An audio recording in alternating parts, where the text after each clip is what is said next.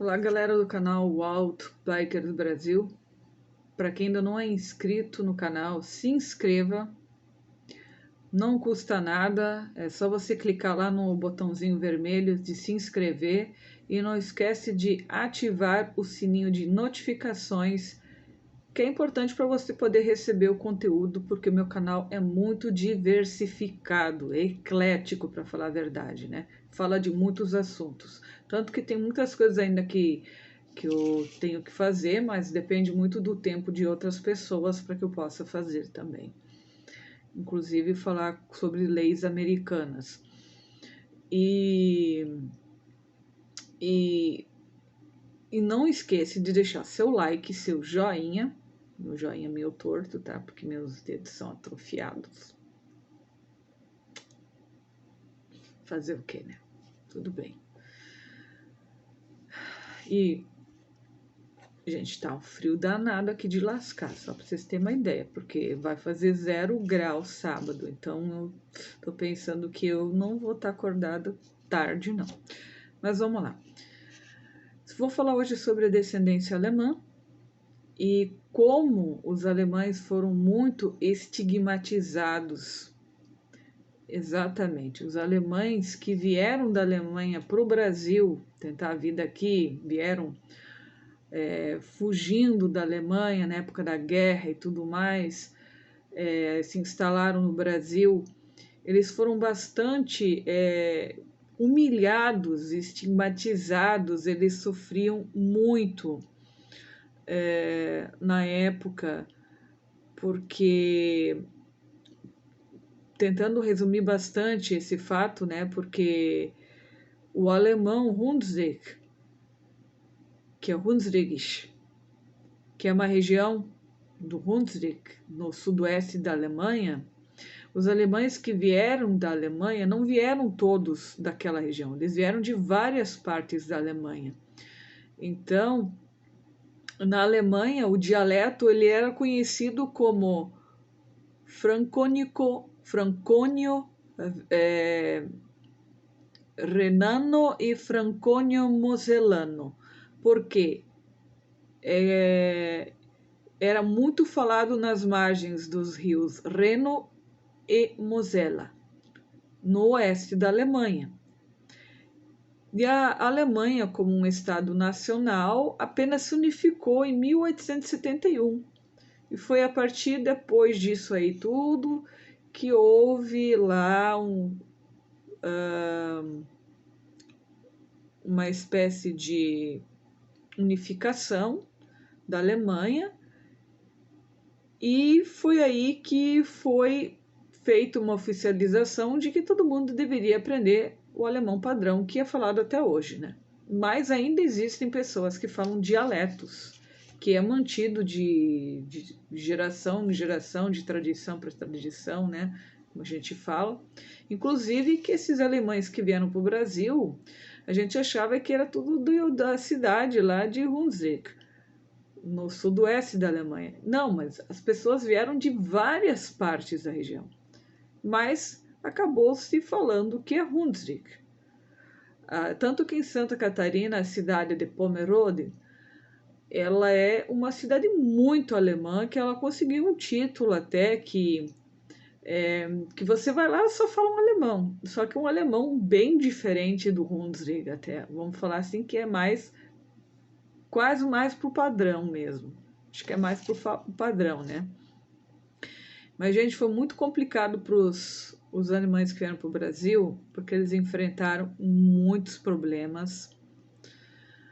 E quando aconteceu um processo de unificação do país na Alemanha, e com a alfabetização em massa, a população acabou sendo que o alemão padrão passou a ser a língua usada pelos alemães falantes de diferentes dialetos na Alemanha. Então, a partir daí, não se falou mais em dialetos. Então, o padrão, quando começaram a ser alfabetizados na Alemanha, foi o alemão padrão, que é falado hoje. Mas ainda existem dialetos, que é uma cultura que é guardada pelos antigos, geralmente nas áreas mais rurais, né, na colonização, nessas coisas. Mas os alemães que vieram para o Brasil enfrentaram muitos problemas, gente. E eu, quando era criancinha pequena, eu aprendi somente alemão até meus 7 anos de idade. Então eu não sabia falar um oi, tudo bem, sim e não em português. Não falava nada, nenhuma palavra, porque eu não tinha nem televisão. Porque não tinha energia elétrica, gente. É verdade, gente. Eu tinha casa boa, mas é que o local onde a casa foi construída ainda não tinha energia elétrica, não tinha água encanada, então foi tudo uma coisa que demorou muito e teve que ser tudo custeado, pago para conseguir ter acesso. E eu não tinha conhecimento de nada em português, não sabia nada. Então, os falantes do dialeto alemão Hunsrück, que vieram de várias partes da Alemanha e não somente da região de Hunsrück. E em 1930, no Brasil, havia 2.500 escolas étnicas no Brasil. E dessas 1.579 eram de imigrantes alemães. E esse isolamento linguístico e cultural foi combatido de uma forma agressiva pelo governo nacionalista de Getúlio Vargas na época, por meio de uma campanha de nacionalização, onde todas as escolas alemãs foram fechadas, aniquilando o meio escolar teuto-brasileiro. É isso mesmo, gente, que vocês ouviram. Todas as escolas alemãs foram fechadas. Mais de 1.500 escolas. Bom, pessoas eram agredidas, eram hostilizadas, caso falassem alemão em público. Muitas foram presas aqui no Brasil pelo simples fato de falar em alemão. Eu lembro que quando eu era criança e quando minha avó me levava para a cidade, ela sempre falava para que eu não falasse alemão em público. Ainda mais quando tinha a polícia por perto, porque realmente ainda existia um certo estigma e às vezes acontecia de represálias. E ainda lembro que havia até toque de recolher na época quando eu era criança. 10 horas da noite, todo mundo nas suas casas, ninguém na rua. Então eu lembro, eu era pequenininha e eu ainda lembro disso. E, ó, gente, eu tenho 44 anos, gente. Então isso faz quase que 40 anos que ainda existia esse tipo de coisa. Então ainda presenciei parte dessas coisas. Até hoje existe o estigma em ser falante de Hunsrück. Ainda hoje há pessoas que têm preconceito contra pessoas que falam dialeto alemão ou que são de descendência alemã. Se você olhar para mim, você vai dizer, você não é de descendência alemã, porque eu tenho na minha genética uma mistura, sou muito mestiça mesmo.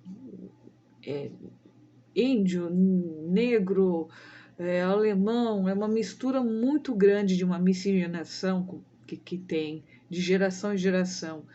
Então eu puxei mais por esse lado. Mas eu tenho primos que são bem morenos e outros que são bem loiros e de olhos claros. Então existe uma mistura muito grande. E aqui o dialeto em alemão, que algumas pessoas falam apenas, a grande maioria no comércio aqui nas regiões nem sequer falam alemão. Eu achava que era uma cidade bem alemã, mas ela na verdade não é uma cidade tão alemã. E eu noto que o alemão aqui é diferente da cidade de onde eu venho, que eu sou natural de Feliz.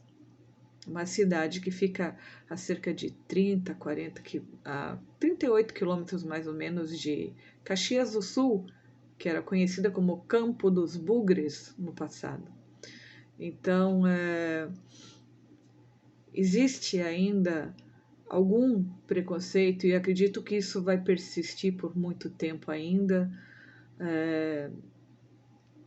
Hoje em dia há escolas que voltaram a, a ensinar alemão para as crianças, porque na verdade minha sobrinha, que hoje tem 30 anos, ela aprendeu desde pequenininha a falar alemão e depois também o português. Já o meu sobrinho de 11 anos, ele não aprendeu alemão. São irmãos, um fala e o outro não fala. Então, é, tudo depende das culturas e tudo mais. As coisas vão mudando e vai se perdendo essa cultura, essa tradição e tudo que eu aprendi no passado. E além de ter alguns outros vídeos que vão ser feitos, que eu vou falar de outros assuntos, e tem alguma coisa que eu vou falar para vocês que eu vou adiantar no vídeo seguinte.